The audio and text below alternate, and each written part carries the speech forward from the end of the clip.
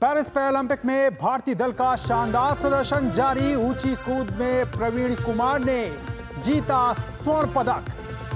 भारत के पदकों की संख्या पहुंची 26, वहीं स्वर्ण पदक की संख्या हुई 6।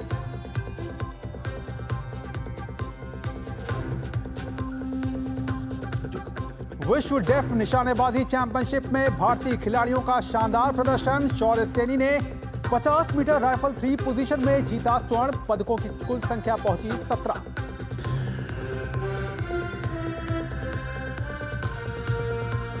पुर्तगाल के स्टार फुटबॉलर क्रिस्टियानो रोनाल्डो ने रचा इतिहास। नेशंस लीग में क्रोएशिया के खिलाफ किया 900वां गोल। 900 गोल करने वाले विश्व के पहले खिलाड़ी बने।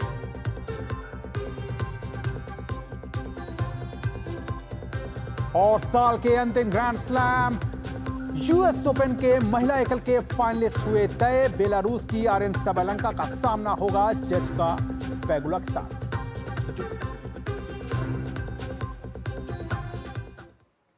नमस्कार, मैं हूं गौरव कुमार और सबसे पहले खबरों को देख लेते हैं जो कि पेरिस पैरालंपिक से जुड़ी हुई हैं।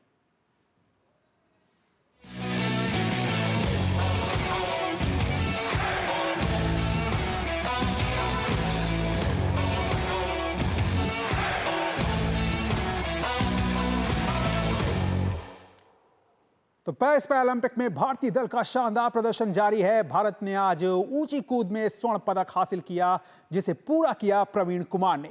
प्रवीण ने पुरुषों की हाई जंप T64 में 2.08 की कूद के साथ स्वर्ण पदक को अपना बनाया। प्रवीण का ये पर्सनल बेस्ट भी रहा। प्रवीण ने इससे पहले टोक्यो पैरालंपिक में भी पदक जीता था और तब इस खिलाड़ी ने रजत पदक हासिल किया था। वहीं प्रवीण ने पैरा एशियन गेम्स में भी स्वर्ण पदक हासिल किया, जबकि विश्व पैरा एथलेटिक्स चैंपियनशिप 2023 में जो आयोजित हुई थी उसमें इस खिलाड़ी ने कांस्य पदक को अपना बनाया था। और प्रधानमंत्री नरेंद्र मोदी ने पेरिस पैरालंपिक के पुरुषों के ऊंची कूद में T64 स्पर्धा में स्वर्ण पदक अपने नाम करने वाले प्रवीण कुमार को जीत की बधाई दी है। प्रधानमंत्री ने सोशल मीडिया प्लेटफॉर्म एक्स पर अपने संदेश में लिखा, पैरालंपिक 2024 में पुरुषों की ऊंची कूद T64 में स्वर्ण पदक जीतकर नई ऊंचाइयों को छूने वाले प्रवीण कुमार को बधाई। उनके दृढ़ संकल्प और दृढ़ता ने हमारे देश को गौरवान्वित किया है। भारत को उन पर गर्व है।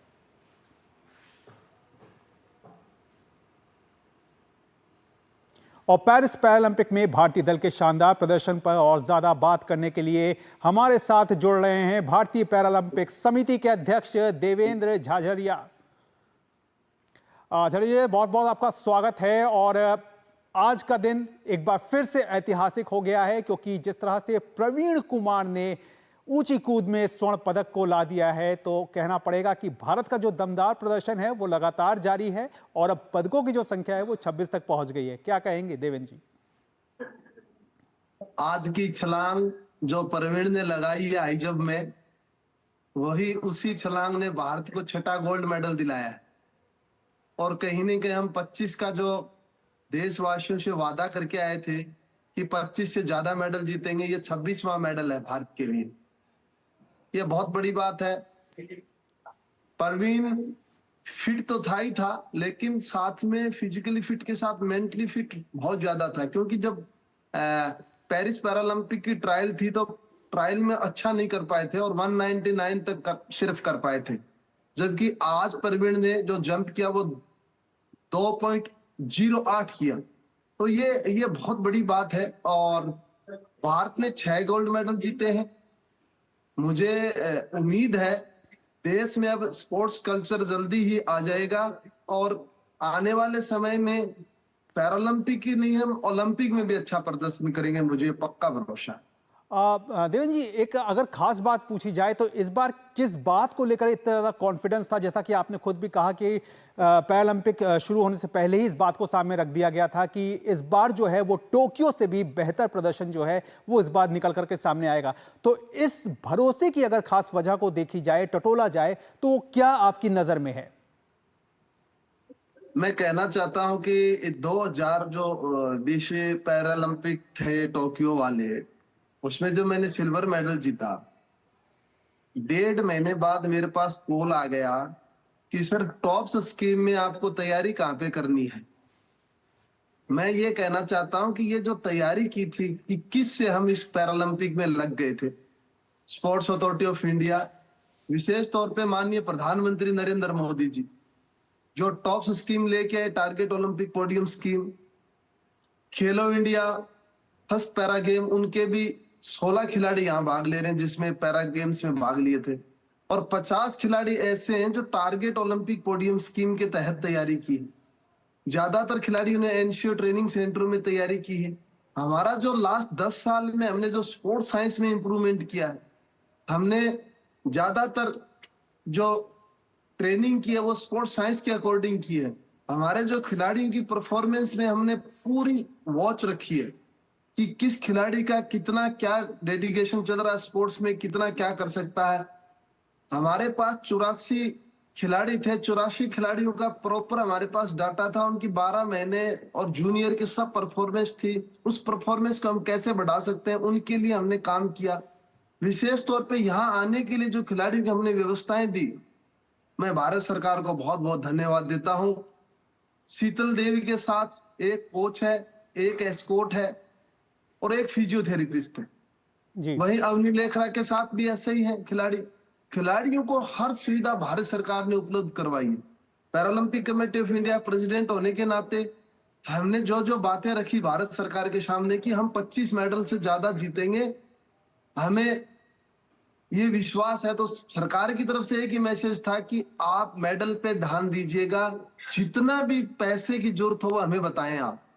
और एक रिकवरी सेंटर, अभी मैं खेल गांव से ये इंटरव्यू दे रहा हूं, मेरे पास में रिकवरी सेंटर है। इंडिया खुद ने अपना रिकवरी सेंटर बनाया है।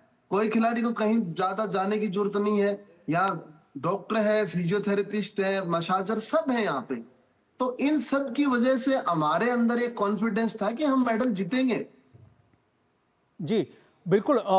जिस तरह से हमने देखा कि इन गेम्स में खासतौर पे अगर हरविंदर सिंह की बात की जाए तो वो पहले तीरंदाज बन गए हैं, पैरा तीरंदाज, जिन्होंने पैरालंपिक गेम्स में गोल्ड मेडल जीता। इसके अलावा हमने देखा कि हमने जूडो में भी अपने कदम आगे बढ़ाए और वहां पे भी पदक की जो आस थी, भले ही ब्रॉन्ज मेडल के रूप में सामने आई, लेकिन एक दरवाजा वहां पे भी खुला। तो कहीं ना कहीं जो है वो नए खेलों में और खुद को जहां पर अब तक हम नहीं अपना दस्तक ही केवल दे पाते थे, मेडल्स नहीं जीत पाते थे, वहां पे भी अब हमारा दायरा बढ़ा है। तो इसके पीछे आप अगर वजह को समझा सके तो क्या एक बड़ी वजह दिखती है? करो जी, मैं बताऊं आपको, 3 गेम पहली बार भारत भाग ले रहा है जिसमें ब्लाइंड जूडो है, साइकिलिंग है, नौकायन है। हमारा टारगेट ये था इन गेमों में हम नए हैं, कहीं न कहीं से हम मेडल निकाल लेते हैं तो हमारे लिए बहुत बड़ी उपलब्धि होगी। अब ब्लाइंड जूडो के अंदर इंडिया में एक मोमेंट आएगा कि जब एक ब्लाइंड जूडो में खिलाड़ी मेडल जीत सकता है जी। तो और खिलाड़ी आगे आएंगे और सुविधाएं बढ़ेंगी। हमें और ज्यादा काम करने की जरूरत है। और मैं आपको आपके चैनल के माध्यम से बताना चाहता हूं कि हमने सिर्फ पेरिस की तैयारी नहीं है, हमारी तैयारी हमने शुरू कर दी है 2028 ओलंपिक और 32 की। सब जूनियर और जूनियर लेवल के खिलाड़ियों का हमने डाटा कलेक्शन कर लिया है। अच्छे टैलेंटेड खिलाड़ी नेशनल मेडलिस्ट हैं, उनके लिए हम उनको हेल्प कर रहे हैं, हम सीएसआर के माध्यम से, स्कॉलरशिप के माध्यम से, ताकि वो हमें तैयार मिले 28 और 32 में।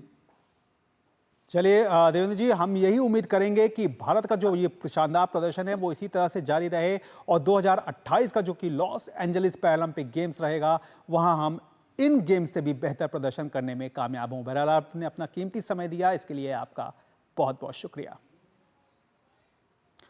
तो पेरिस पैरालंपिक में भारतीय खिलाड़ियों का दमदार प्रदर्शन जारी है। एथलेटिक्स में पैरा एथलीट दिलीप गावित पुरुषों की 400 मीटर T57 हीट में तीसरे स्थान पर है और उन्होंने फाइनल के लिए क्वालिफाई किया। उन्होंने रेस को 49.54 सेकंड का समय लिया। पुरुषों की पैरा कैनोइंग में KL1 200 मीटर इवेंट में भारत के यश कुमार ने छठे स्थान पर रहते हुए फाइनल के लिए क्वालिफाई किया। वहीं महिलाओं की para canoe singles 200 metre VL2 heat में प्राची यादव सेमीफाइनल में पहुंचने में सफल रहीं। प्राची हीट में एक में चौथे स्थान पर रही थी। सिमरन शर्मा ने शानदार प्रदर्शन करते हुए महिला 200 मीटर T1 राउंड प्रतियोगिता एक हीट 5 में दौड़ में 5वें स्थान के साथ सेमीफाइनल के लिए क्वालिफाई कर लिया।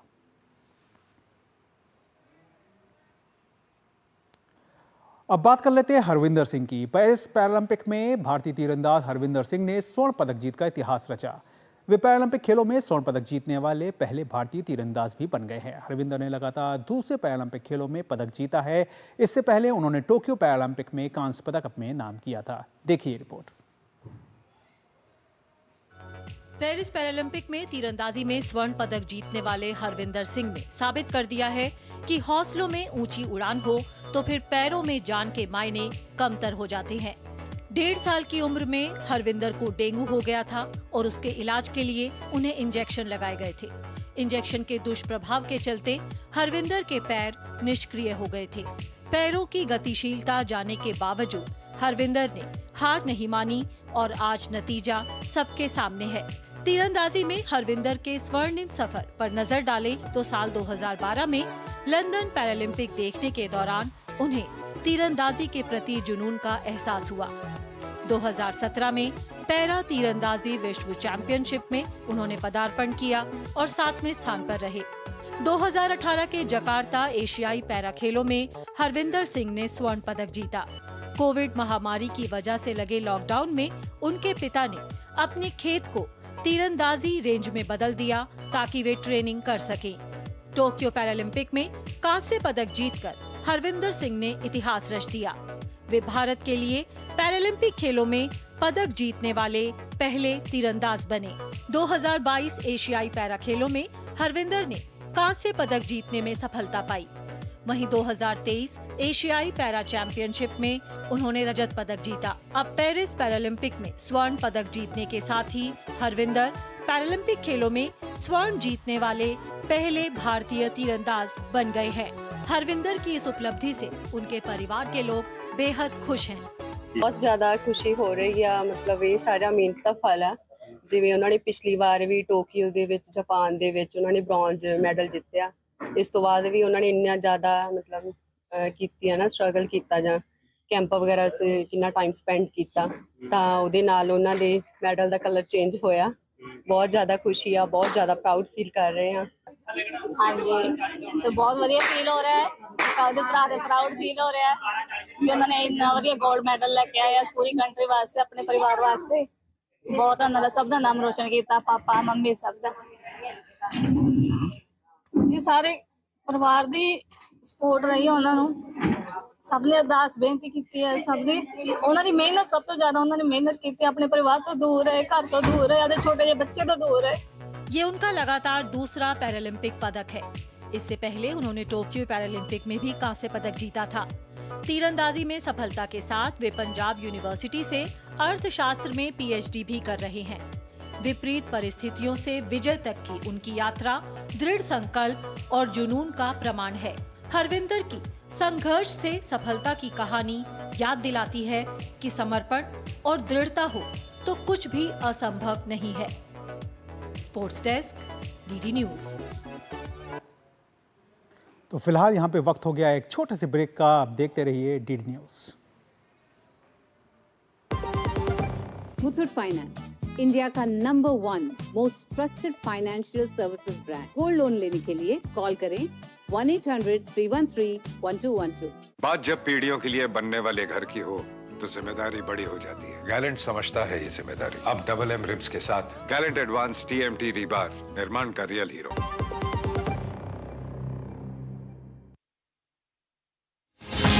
दिन भर की भाग दौड़ में जब छूट जाएं जरूरी खबरें, जब आप हो जल्दी में और जाननी हो हर खबर, जब फटाफट अंदाज में देखनी हो आपको तेज खबर, जब केवल आधे घंटे में जानना हो देश दुनिया का हाल, तब देखिए खबरों का high speed show express 100।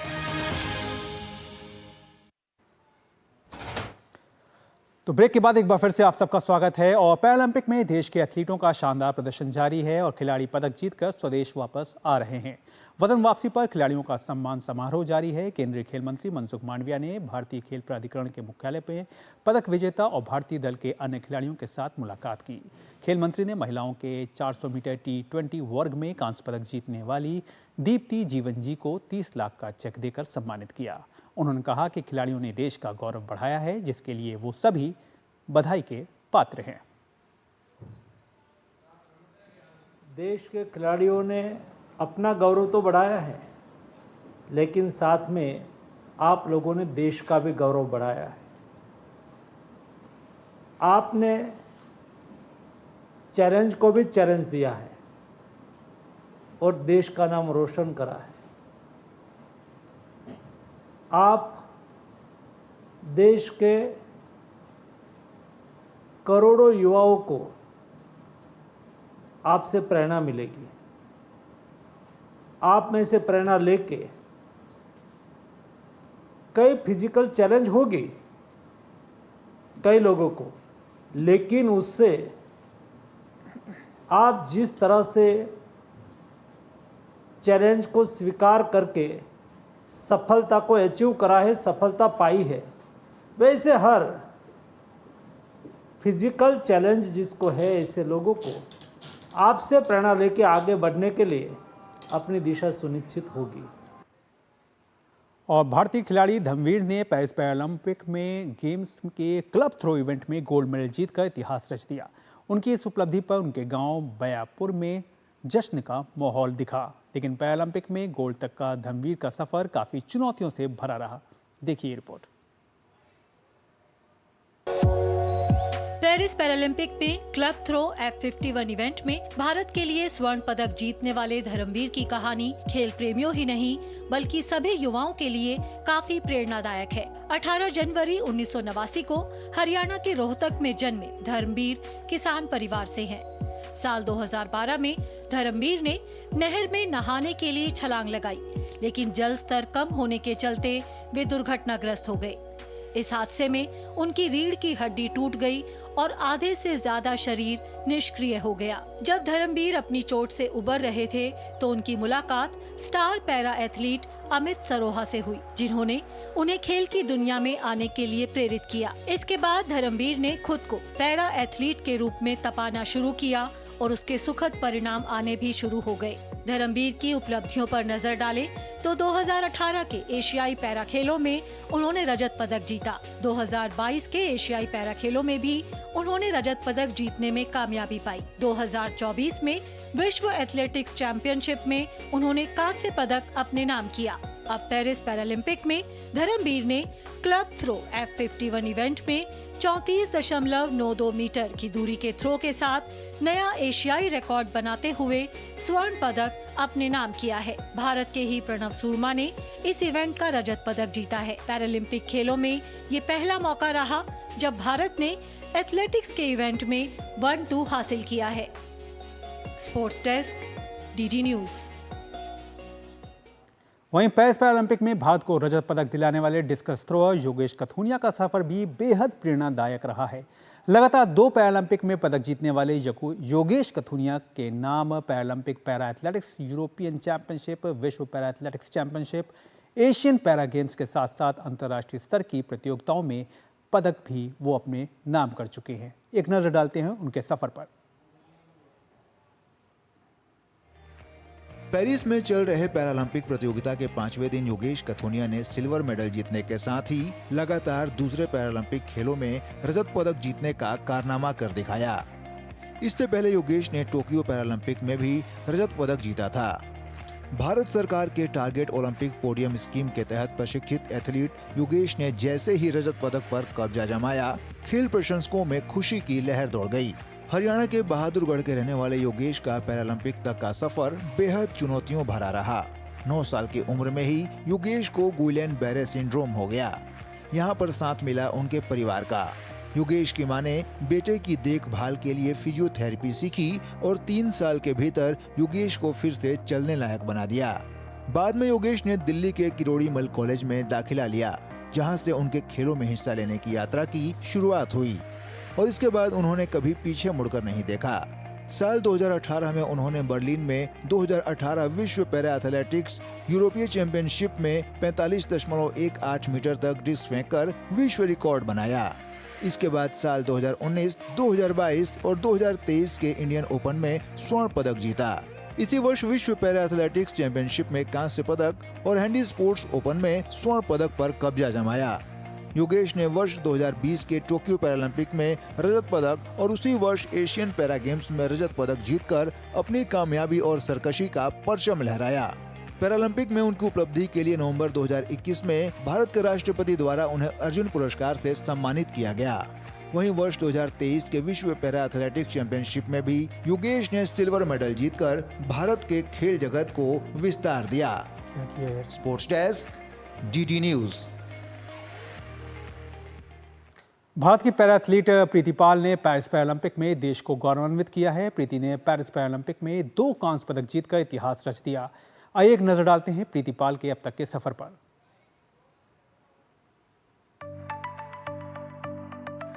Bharat की पैरा एथलीट प्रीति पाल ने एक बार फिर से देश को गौरवान्वित किया है। उन्होंने अपने हुनर से देश की झोली में पेरिस पैरालंपिक से न केवल पदक के सपने को साकार किया, बल्कि इस खिलाड़ी ने इतिहास भी रचा। प्रीति ने 200 मीटर T35 रेस में कांस्य पदक जीता। इस जीत के साथ ही वे पैरालंपिक या ओलंपिक में ट्रैक एवं फील्ड इवेंट में 2 पदक जीतने वाली पहली भारतीय महिला एथलीट बन गईं। प्रीति के लिए इस मुकाम तक पहुंचना आसान नहीं रहा। उन्होंने 6 साल पहले सोशल मीडिया पर पैरालंपिक खेलों की वीडियो देखकर दौड़ना शुरू किया था। आज उनकी मेहनत रंग लाई है। किसान परिवार से ताल्लुक रखने वाली प्रीति को कमजोर और असामान्य पैर की स्थिति के कारण काफी दिक्कतों का सामना करना पड़ा। कई सालों तक इलाज के बाद भी कुछ खास असर नहीं पड़ा, लेकिन प्रीति ने कभी हार नहीं मानी और संघर्षों के साथ यहाँ तक पहुँची। प्रीति ने 17 साल की उम्र में सोशल मीडिया पर पैरालंपिक खेलों की वीडियो देखी। इनसे प्रेरित होकर उन्हें एहसास हुआ कि वे भी अपने सपनों को पूरा कर सकती हैं। पैरालंपिक एथलीट फातिमा खातून ने प्रीति के सफर में उनकी काफी मदद की। वो फातिमा ही थी जिन्होंने प्रीति को पैरा एथलेटिक्स से परिचित कराया। फातिमा के समर्थन से प्रीति ने 2018 में स्टेट पैरा एथलेटिक्स चैंपियनशिप में भाग लिया। इसके अलावा उन्होंने कई राष्ट्रीय स्पर्धाओं में भी भाग लिया। उनके प्रयासों का फल तब मिला जब उन्होंने 100 मीटर और 200 मीटर दोनों स्प्रिंट में चौथा स्थान हासिल करते हुए एशियाई पैरा खेलों 2022 के लिए क्वालिफाई किया। प्रीति भले ही एशियन पैरा खेलों में कोई पदक नहीं जीत पाई, लेकिन वे पैरालंपिक खेलों के लिए खुद को प्रोत्साहित करती रही। इसी बीच 2024 में हुई विश्व पैरा एथलेटिक्स चैंपियनशिप में उन्होंने 100 मीटर और 200 मीटर दोनों स्पर्धाओं में कांस्य पदक जीता। इस जीत ने उन्हें पेरिस पैरालंपिक में जगह दिलाई, जहां उन्होंने अब एक पदक जीतकर नया रिकॉर्ड बनाया। Sports desk, DD news. तो ये थी पेरिस पैरालंपिक्स के खेल जगत से जुड़ी तमाम खबरें, लेकिन अब देख लेते हैं बाकी खेल जगत में क्या कुछ खेल की खबरें जो हैं वो चल रही हैं। विश्व डेफ निशानेबाजी चैंपियनशिप में भारतीय खिलाड़ियों का शानदार प्रदर्शन देखने को मिल रहा है। जर्मनी में चल रही इस प्रतियोगिता में भारत के शौर्य सैनी ने स्वर्ण पदक जीतने में सफलता पाई। शौर्य ने 50 मीटर राइफल 3 पोजीशन में स्वर्ण पदक हासिल किया। वहीं 25 मीटर रैपिड फायर पिस्टल में चेतन ने कांस्य पदक जीता। इस तरह भारत ने अब तक प्रतियोगिता में 5 स्वर्ण, 7 रजत और 5 कांस्य पदक सहित कुल 17 पदक जीतने में कामयाबी हासिल कर ली है।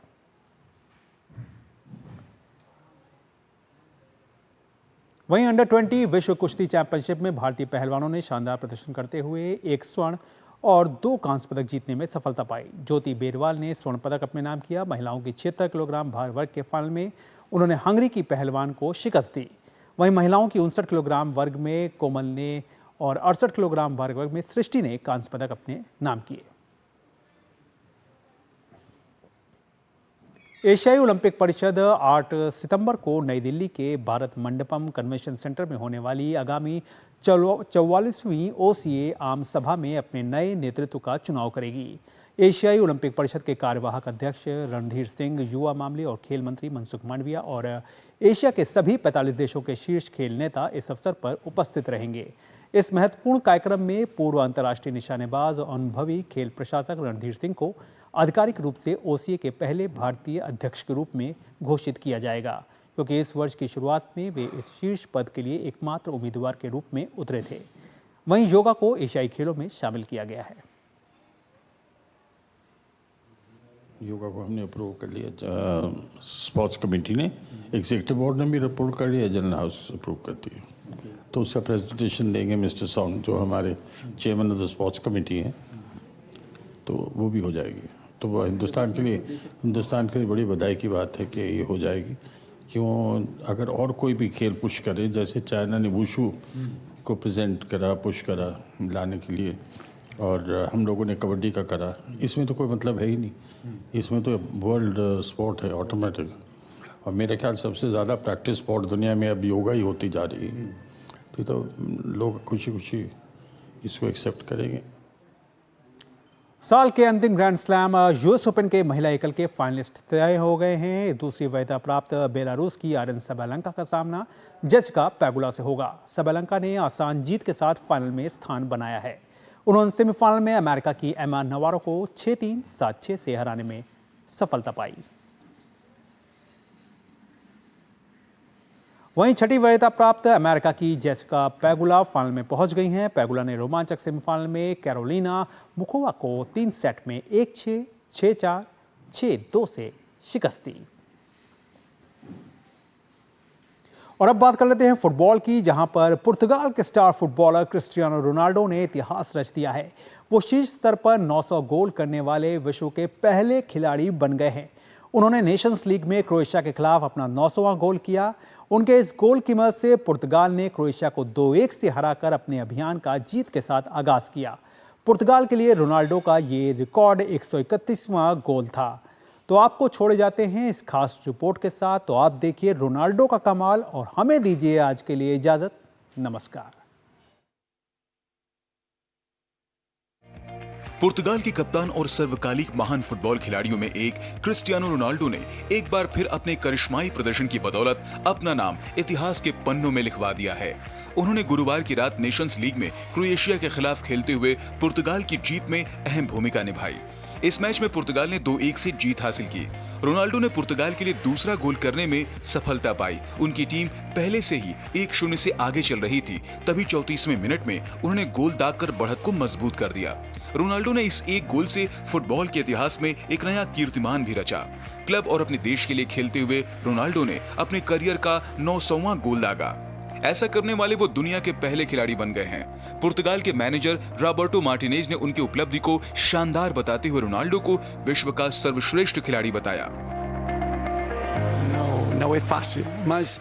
आज की रात ये एक बहुत महत्वपूर्ण पल है, क्योंकि 900 गोल तक पहुंचना आसान नहीं होता है, लेकिन मैं उनके द्वारा स्थापित उदाहरण की ओर ध्यान दिलाना चाहूंगा। क्रिस्टियानो के 900 गोल राष्ट्रीय टीम के प्रति समर्पण और प्रशिक्षण में उनके द्वारा की गई मेहनत के कारण हैं, जिसे कोई नहीं देखता। यह पुर्तगाल के फुटबॉल, क्रिस्टियानो और विश्व फुटबॉल के लिए शानदार पल है। यह ड्रेसिंग रूम के लिए भी एक बेहतरीन उदाहरण है, क्योंकि राष्ट्रीय टीम के प्रति क्रिस्टियानो का समर्पण अविश्वसनीय है।